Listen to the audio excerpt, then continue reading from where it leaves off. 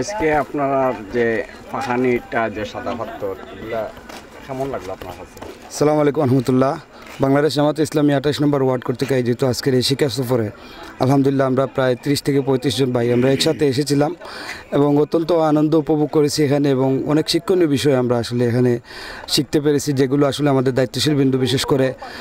আপনারা জানেন যে দক্ষিণ সুরমা থানা জামাতের সম্মানিত স্টেট সেক্রেটারি জনাব কাজী জাফর ভাই এবং 28 নম্বর ওয়ার্ডের সম্মানিত সভাপতি জনাব আবুল লইস ভাই সহ আমাদের মঞ্জুর ভাই আজকে আপনাকে মিডিয়া হিসেবে আমাদের সাথে থাকার যে অনুরোধ করেছেন, তাতে আমরা আপনাকে ধন্যবাদ জানাই এবং আমরা আশা করি এরকম শিক্ষা সফরের মাধ্যমে আমরা অনেক কিছু শিখতে পারবো এবং আগামী দিন হবে সম্ভাবনাময়, এবং এই বাংলাদেশ জামাত ইসলামী তার যে লক্ষ্য উদ্দেশ্য সেই উদ্দেশ্যে এগিয়ে যাচ্ছে এবং ইনশাআল্লাহ আগামী দিনগুলো 28 নম্বর ওয়ার্ড আরও সমৃদ্ধ হবে, আরও বেশি ইসলামী আন্দোলনে গাঠিতে পরিণত হবে ইনশাআল্লাহ। আমি মোহাম্মদ সালাউদ্দিন মিরাজ, জালালাবাদ জুফুরাম দক্ষিণ সুরমা থানার সেক্রেটারি।